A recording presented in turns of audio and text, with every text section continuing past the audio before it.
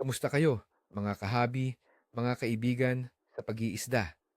Ito na naman ang inyong partner sa pangingisda, handang magbahagi ng pinakasariwang update para sa linggo ng 22 hanggang 28 ng Disyembre, taong 2025. At naku, mga igan, kakaiba ang linggong ito.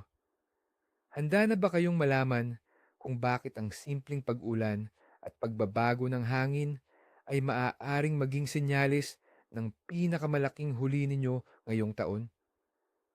Samahan niyo ako at aalamin natin ang mga sikreto ng karagatan.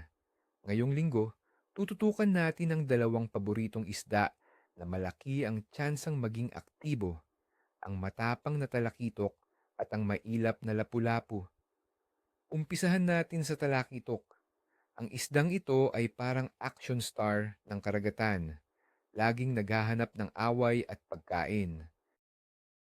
Sa unang 2 araw ng linggo, kung kailan medyo kalmado pa ang panahon, maghanap sa mga mababaw na lugar na may mga istruktura tulad ng mga poste ng pantalan o mga batuhan.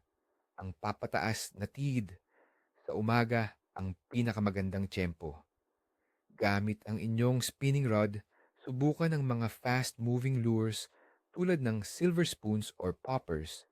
Ang mabilis na pag-retrieve ay magti-trigger sa kanilang predatory instinct. Pagdating ng kalagitnaan ng linggo, kung kailan magiging maulan, asahan na magiging mas agresibo sila bago pa man bumuhos ang ulan. Ito ang panic buying ng mga isda, kaya samantalahin ninyo. Sunod naman ay ang hari ng mga bato, ang lapu-lapu. Sila ang sniper ng karagatan, naghihintay lang ng tamang pagkakataon. Dahil sila ay nasa ilalim, hindi sila gaanong apektado ng malakas na hangin sa ibabaw.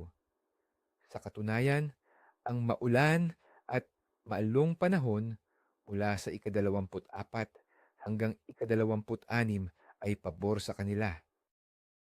Ang pagbaba ng atmospheric pressure ay nagpapahiwatig sa kanila na oras na para kumain. Hanapin sila sa mga coral reefs, mga batuhan o mga lubog na istruktura. Ang pinakamabisang paraan ay ang bottom fishing, gumamit ng buhay o sariwang pain tulad ng hipon o maliliit na isda.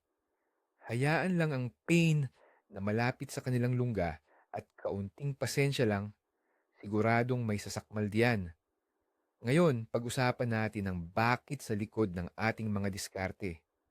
Ang panahon sa linggong ito ay medyo pabago-bago. Magsisimula tayo sa medyo maayos na kondisyon, pero asahan ang pagdating ng mga pag-ulan simula Lunes hanggang sa halos buong linggo, may kasama pang thunderstorms sa Martes at Huwebes. Ang atmospheric pressure ay magsisimulang bumaba sa Martes, na kadalasang nagpapagana sa mga mandaragit na isda. Ang temperatura ng hangin ay maglalaro sa 25 hanggang 29 na degrees Celsius. Ang temperatura naman ng tubig ay mananatiling medyo mainit, nasa 27 hanggang 28 degrees, na komportable pa rin para sa karamihan ng mga isda. At ang buwan, mga kaibigan, ay papasok sa new moon sa ika-23. Marami ang naniniwala na ang new moon ay nagdudulot ng mas malakas na tidal currents na nagiging sanhi ng mas aktibong paghahanap ng pagkain ng mga isda. Ito ang panahon kung saan ang solunar periods ay madalas na tumatama. Kaya't ang kombinasyon ng papalapit na ulan, pababang presyon, at new moon ay lumilikha ng isang kapanapanabik na senaryo para sa atin. Heto na ang pinakahihintay ninyo, ang ating pang-araw-araw na hula. Sa ika-22 ng Disyembre, Lunes, ang marka natin ay maganda. May tsansa ng pag-ulan, pero ito yung tipo ng ambon na gusto ng mga isda. Simula ng linggo sa pag-target ng talakitok sa mababaw na tubig. Sa ika-23 ng Disyembre, Martes, ang marka ay napakaganda.